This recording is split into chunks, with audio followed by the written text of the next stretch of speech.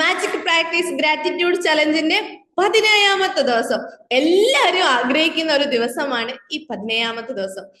എന്താന്ന് അറിയാത്തോണ്ട് നിങ്ങൾക്ക് വലിയ ക്യൂരിയോസിറ്റി ഒന്നും ഉണ്ടാവില്ല.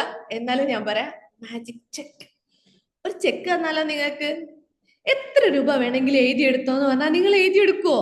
അതുപോലെ ഒരു ചെക്കാണ് ഇന്ന് നിങ്ങൾക്ക് ഞാൻ ഗിഫ്റ്റ് ആയിട്ട് തരുന്നത്. ഓക്കെ, ഞാനല്ല തന്നത്, റോണ്ട ബേർഡ് ദ സീക്രട്ട് എന്ന ബുക്കിലൂടെ, മാജിക് എന്നുള്ള ബുക്കിലൂടെ നമുക്ക് തന്നതാണ് 17ാമത്തെ ഡേയിൽ ഒരു മാജിക് ചെക്ക്.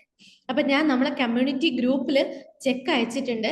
ആ ചെക്ക് നിങ്ങൾ എല്ലാവരും ഡൗൺലോഡ് ചെയ്യണം. എന്നിട്ട് ഞാൻ പറയുന്ന പോലെ ചെയ്യാം. ഇനി ചെക്ക് കിട്ടാത്ത ആളാണ് ഈ വീഡിയോ കാണുന്നതെങ്കിൽ നിങ്ങൾ ചെയ്യേണ്ടത് എന്താണെന്നറിയോ? താഴെ പോയിട്ട് അക്ഷരപടേ എന്ന് പറഞ്ഞിട്ട് നിങ്ങൾ എന്ത് ചെയ്യണം? ആ ഗ്രൂപ്പിൽ ജോയിൻ ചെയ്യണം. എത്രയും പെട്ടെന്ന് ടിക്ക് എന്ന് അമർത്തുമ്പോഴത്തേന് അതിൽ ജോയിൻ ചെയ്യുക. അപ്പൊ നിങ്ങൾക്ക് അവിടെ ചെക്ക് ഉണ്ടാവും. ഇനി കിട്ടിയില്ലെങ്കിൽ പേഴ്സണലി അഡ്മിൻ ഒന്ന് മെസ്സേജ് അയച്ചാൽ മതി, അഡ്മിൻ നിങ്ങൾക്ക് തരും കേട്ടോ. Okay, great. അപ്പൊ നമുക്ക് ആ 17ാമത്തെ ദിവസത്തിലേക്ക് കടക്കാം. എല്ലാവരും ആഗ്രഹിക്കുന്നതാണ് അല്ലെ, എനിക്ക് ആഗ്രഹിച്ച സാധനങ്ങൾ വാങ്ങണം, പണം വേണത്. നമുക്ക് ആഗ്രഹിച്ച എന്തെങ്കിലും ഒരു കാര്യങ്ങൾ സാധിക്കണമെങ്കിൽ അത് പണം കൊടുത്ത് വാങ്ങേണ്ട ഒരു കാര്യമായിരിക്കും. അപ്പൊ നമുക്ക് പണമില്ലല്ലോ, പണം കിട്ടിയില്ലല്ലോ, എനിക്ക് കിട്ടിയില്ലല്ലോ, വന്നില്ലല്ലോ, പണമില്ലല്ലോ എന്നുള്ള കുറെ പരാതികളും പരിഭവങ്ങളും പണത്തെ കുറിച്ചുണ്ട്. അതുപോലെ തന്നെ പണക്കാരൊക്കെ ഭയങ്കര ഇതാണ്, പണക്കാരനായാൽ സ്വഭാവം മാറും, പണക്കാരനായ ദൈവത്തെ മറക്കും, പണക്കാരനായ മറ്റുള്ളവരെ ഓർക്കില്ല, പണക്കാരൻ അഹങ്കാരമാണ് തുടങ്ങിയ കുറെ ബിലീഫ് സിസ്റ്റങ്ങളും ഉണ്ട്. അല്ലെങ്കിൽ പണം എന്ന് ആലോചിക്കുമ്പോഴത്തേനും സങ്കട, നിരാശം, കരച്ചില്, ഇതുപോലത്തെ കുറെ ഇമോഷൻസും ഇതിന് കൂടെ ഉണ്ട്. ഇത്തരത്തിലുള്ള ആളുകളിലേക്കൊന്നും പണം വരില്ല. പണത്തിന് അതിൻ്റെതായ ഒരു എനർജി ഉണ്ട്, നിങ്ങൾക്ക് നിങ്ങളതായ ഒരു പവർ ഇല്ലേ? അതുപോലെ പണത്തിന് പണത്തിൻ്റെതായ ഒരു വാല്യൂ ഉണ്ട്. ജസ്റ്റ് എ പേപ്പർ മാത്രമല്ല, അത് ഭയങ്കര പവർഫുൾ എനർജറ്റിക് സാധനമാണ്. ഓക്കെ, സാധനം എന്നൊന്നും പറയാൻ പാടില്ല കേട്ടോ. അപ്പൊ ആ ഒരു പണത്തിനെ നമ്മൾ ആത്മാർത്ഥമായിട്ട് സ്നേഹിച്ച് ഇഷ്ടപ്പെട്ടാൽ വാരിക്കൂരി നമ്മുടെ അടുത്തേക്ക് വരുന്നുള്ളതാണ്. അനുഭവത്തിലൂടെയാണ് കേട്ടോ പറയുന്നത്. അത്രയും നമ്മൾ ഗ്രേറ്റ്ഫുൾ ആവണം പണത്തിനോട്.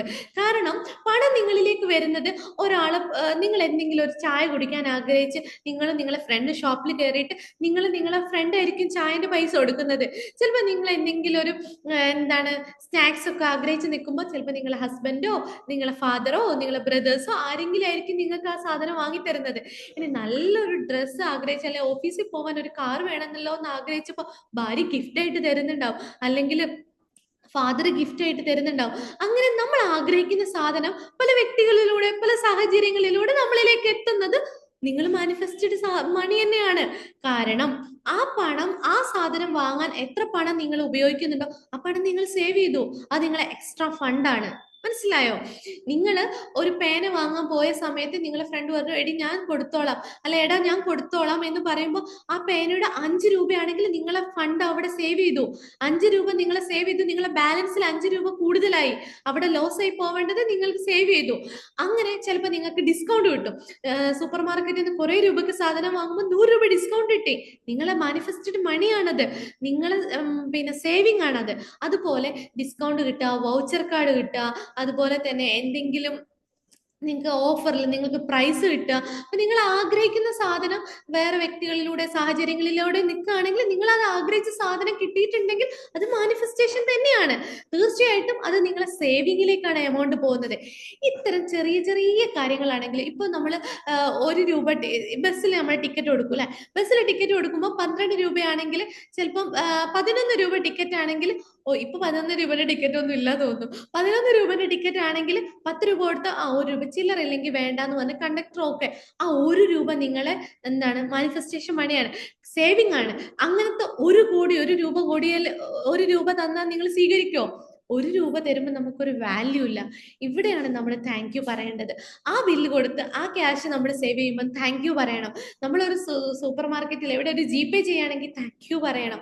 നമ്മളൊരു സാധനം വാങ്ങുമ്പോൾ നമുക്ക് ഡിസ്കൗണ്ട് കിട്ടിയാൽ താങ്ക് യു പറയണം. നമ്മൾ ആഗ്രഹിച്ച സാധനം പല ആളുകൾ നമുക്ക് കൊണ്ടുതരികയാണെങ്കിൽ thank you thank you thank you മനസ്സറിഞ്ഞ് പറയണം. 1 രൂപയാണെങ്കിലും 50 പൈസ ആണെങ്കിലും അത് നമ്മൾ ആഗ്രഹിച്ച എമൗണ്ട് ആണ്, അത് നമ്മളെ സേവിങ്ങിലാണ് കൂടുന്നത് എന്ന് നിങ്ങൾ മനസ്സിലാക്കണം. ഒരു ഇത്തിരി ചോദിച്ചാൽ കുന്നോളം തരുന്ന ഒരു സാധനമാണ് നമുക്ക് മണി എന്ന് പറയുന്നത്. അതിനോടുള്ള നമ്മളെ രീതി, അതിനെ നമ്മൾ എടുക്കുന്ന ആ അതിനെ നമ്മൾ അപ്രോച്ച് ചെയ്യുന്ന ഒരു രീതി ഉണ്ടല്ലോ, ഇമോഷൻസ്, അതിന്റെ ഫീലിങ്സ്, ഇതെല്ലാം മാറ്റണം. നമ്മൾ താങ്ക് യു പറയണം, കൃതജ്ഞത അർപ്പിക്കണം പണത്തിന്. ഒരു പണത്തിന് നിങ്ങളെ വാലറ്റ് ഒന്ന് എടുത്ത് നിങ്ങളെ പേഴ്സിൽ നിങ്ങൾ പണം എങ്ങനെ സേവ് ചെയ്ത് വെച്ച്. ചില ആളുകൾ ചുറ്റി പിടിക്കുന്നുണ്ടാവും, ചില ആളുകൾ നിവർത്തി നല്ല ഭംഗിക്ക് വെക്കുന്നവരുണ്ടാവും, ചില ആൾ മടക്കി വെക്കുന്നുണ്ടാവും. ഒരു വാലറ്റ് യൂസ് ചെയ്യാത്ത എത്ര പേരുണ്ടാവും അല്ലെ? അപ്പൊ നമ്മളെ പണത്തിനെ നമ്മൾ സേവ് ചെയ്യണം, സൂക്ഷിക്കണം, സംരക്ഷിക്കണം, അതിനോട് സ്നേഹം കാണിക്കണം. ഒരു കുഞ്ഞിനെ സ്നേഹിക്കുന്നത് പോലെ ആ പണത്തിനെ നമ്മൾ സ്നേഹിക്കണം. ഓക്കെ, പണത്തിന്റെ പുറകെ പോവരുത്, പക്ഷെ പണത്തിനെ നമ്മൾ സ്നേഹിക്കണം, നന്ദിയുള്ളതാവണം പണത്തിനോട്. അപ്പൊ നമ്മളിലേക്ക് കൂടുതൽ കൂടുതൽ കൂടുതൽ പോകും. ഓക്കെ, അപ്പൊ നമ്മളെ പണത്തിന്റെ പിന്നിൽ പോകുമ്പോൾ നമ്മളെ ഫോക്കസ് മാറിപ്പോ എന്നുള്ളതാണ്. എത്ര പ്രയാസകരമായ അവസ്ഥയിലാണെങ്കിലും നമുക്ക് ഇല്ലല്ലോ ഇല്ലല്ലോ, ഓ എനിക്ക് അതില്ല, എനിക്ക് അത് കിട്ടിയില്ല, ഫുഡ് കഴിക്കാനില്ലല്ലോ, അതില്ലല്ലോ, ഇതില്ലല്ലോ എന്ന് പരാതിപ്പെടുന്നതിന് പകരം, എത്ര നിങ്ങൾ കടത്തിലാണെങ്കിലും എത്ര പ്രയാസപ്പെടുന്ന അവസ്ഥയിലാണെങ്കിലും നിങ്ങൾ ചിന്തിക്കേണ്ടത്, നിങ്ങൾ ആ അവസ്ഥയും കടന്നു പോയിട്ട് നിങ്ങൾ നല്ല സന്തോഷത്തോടെ കൂടുതൽ പണമുള്ള ആളുകൾ ചെലവഴിക്കുന്ന പോലെ നിങ്ങൾക്ക് സമാധാനത്തോടു കൂടി ഏത് രീതിയിലാണോ നിങ്ങൾ പണം ചെലവഴിക്കാൻ ആഗ്രഹിക്കുന്നത് ആ രീതിയിൽ ജീവിക്കുന്നത് പോലെ നിങ്ങൾ വിഷ്വലൈസ് ചെയ്യാം, ആ രീതിയിൽ നിങ്ങൾ ആക്ട് ചെയ്യാം. ആക്ട് ആസ് ഇഫ് എന്നൊരു പ്രയോഗമുണ്ട്, അതുപോലെ നിങ്ങൾ ആക്ട് ചെയ്യാം. അപ്പൊ നിങ്ങൾ അതുപോലെ റിയാലിറ്റിയായി മാറും എന്നുള്ളതാണ്. തീർച്ചയായിട്ടും നിങ്ങൾക്ക് ഈ മാറ്റം വരും, 100% ഉറപ്പാണ്. കാരണം എന്താണെന്നറിയോ, ഞാൻ അനുഭവിച്ച ആളായതുകൊണ്ടാണ് നിങ്ങളോട് പറയുന്നത്. നമ്മൾ പ്രാരാബ്ധത്തിനെ കുറിച്ചാണ് കൂടുതൽ ആഗ്രഹിക്കുന്നതെങ്കിൽ അതേ നമുക്ക് വരുള്ളൂ. വീണ്ടും വീണ്ടും വീണ്ടും വീണ്ടും ആ വിഷമുള്ള അവസ്ഥകളെ നമ്മളിലേക്ക് വരുള്ളൂ. അതേസമയം നിങ്ങളൊന്ന് മാറി ചിന്തിക്കുക, ആ പണം നിങ്ങളിലേക്ക് കൂടുതൽ വരുന്ന അവസ്ഥയെ ഒന്ന് നിങ്ങൾ ആലോചിക്കുക. അപ്പൊ അങ്ങനത്തെ ധാരാളം പണം നമ്മളിലേക്ക് ഒഴുകിയെത്തും. തീർച്ചയാണ് അത്തരം അവസ്ഥയെ നമ്മൾ ജീവിക്കുന്നതായിട്ട് ഇപ്പേ വിഷ്വലൈസ് ചെയ്യാം. നമ്മൾ നല്ല വീട്ടിൽ ജീവിക്കുന്നത്, ചോർച്ചയില്ലാത്ത നല്ല വീട്ടിൽ ജീവിക്കുന്നതും, നമ്മൾ എതേ ഇഷ്ടം നമുക്ക് പണം കൊടുത്ത് സാധനങ്ങൾ വാങ്ങാൻ പറ്റുന്നതും, നല്ല വസ്ത്രങ്ങൾ വാങ്ങാൻ പറ്റുന്നതും, നല്ല വാഹനത്തിൽ സഞ്ചരിക്കാൻ പറ്റുന്നതും, നല്ല നല്ല യാത്രകൾ ചെയ്യാൻ പറ്റുന്നതും, നല്ല സ്കൂളുകളിൽ മക്കളെ പഠിപ്പിക്കാൻ വിടുന്നതും, നല്ല ജോലി നിങ്ങൾക്ക് ലഭിക്കുന്നതും, മാസത്തിൽ നല്ല ഇൻകം കിട്ടുന്നതൊക്കെ വിഷ്വലൈസ് ചെയ്യും. അതുപോലെ നിങ്ങളെ ലൈഫിൽ യാഥാർത്ഥ്യമാക്കും. കാരണം ഇങ്ങനെ ചിന്തിക്കുന്നതിനും വിഷ്വലൈസ് ചെയ്യുന്നതിനും പകരം നമ്മൾ എന്താ ചെയ്യുന്നത്, നമ്മൾ ഇപ്പൊ ഇല്ലായ്മയിൽ നിന്നും ഇല്ലായ്മയിലേക്ക് നമ്മൾ ആഗ്രഹിക്കും. ഓ ഇന്ന് പൈസ ഇല്ലല്ലോ, നാളെ എന്താക്കും, മക്കള് പട്ടിണിയാവും, ഫീസ് അടയ്ക്കാൻ പറ്റില്ല, ജോലിക്ക് പോകാൻ പറ്റില്ല, സാലറി ഇല്ല, അതില്ല, ഇല്ല ഇല്ല ഇല്ല എന്ന് പറയുന്നതിന് പകരം സ്റ്റോപ്പ്, ഇന്ന് നിർത്താം, ഈ നിമിഷം നിർത്താം. എന്നിട്ട് നിങ്ങൾ ഉള്ളതിനെ കുറിച്ച് ആലോചിക്കുക. കൂടുതൽ കൂടുതൽ നിങ്ങൾ പ്രതീക്ഷിക്കാതെ പല വ്യക്തികളുള്ള, പല സാഹചര്യങ്ങളിലുള്ള ധാരാളം പണം നിങ്ങൾക്ക് ലഭിക്കുമെന്നുള്ളതാണ്.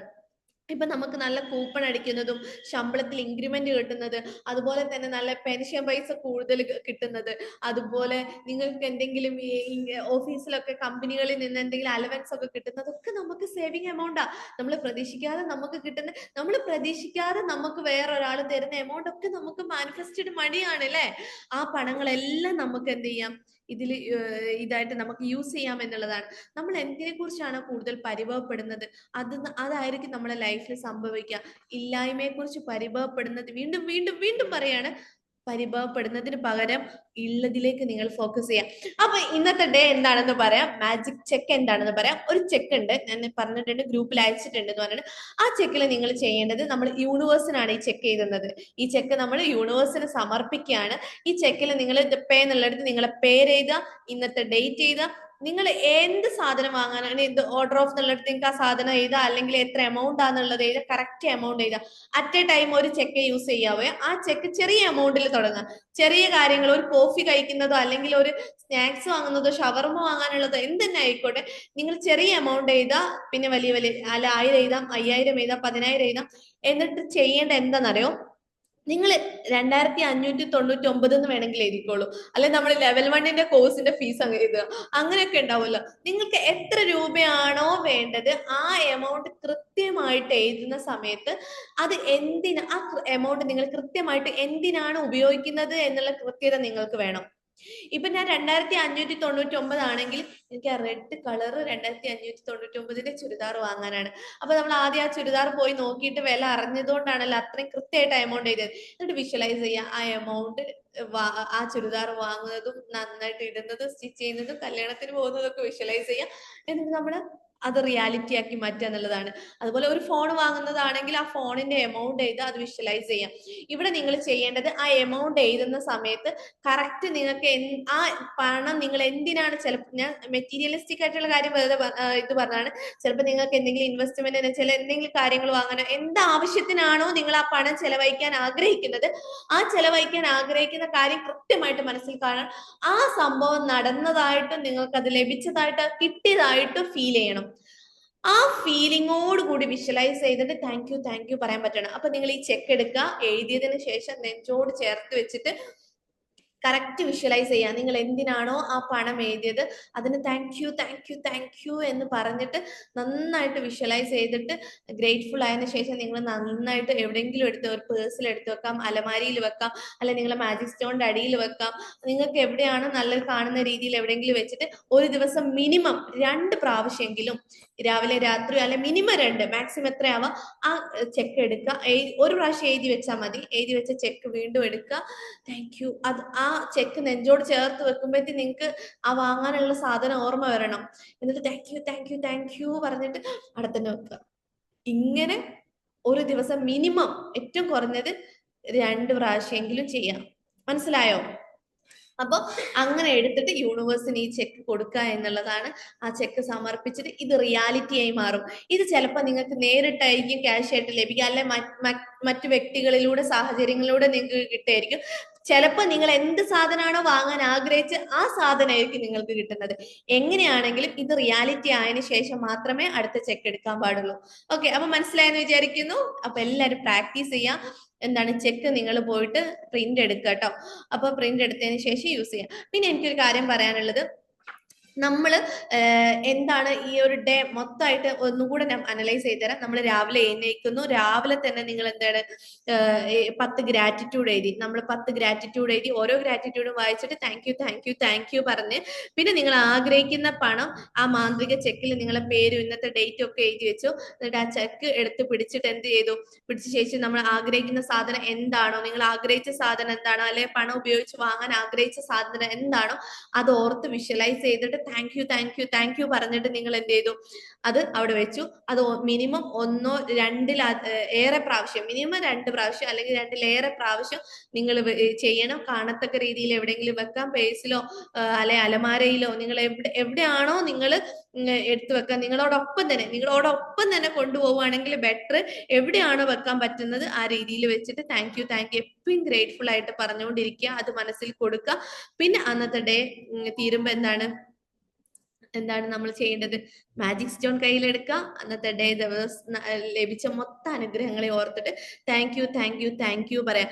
നിങ്ങൾക്ക് എല്ലാ ദിവസവും രാവിലെ ഇന്ന് മാത്രം ചെയ്താൽ പോരാ, അത് ചെയ്ത് ലഭിക്കുന്നത് വരെ എല്ലാ ദിവസവും മാജിക് ചെക്ക് എടുക്കണം.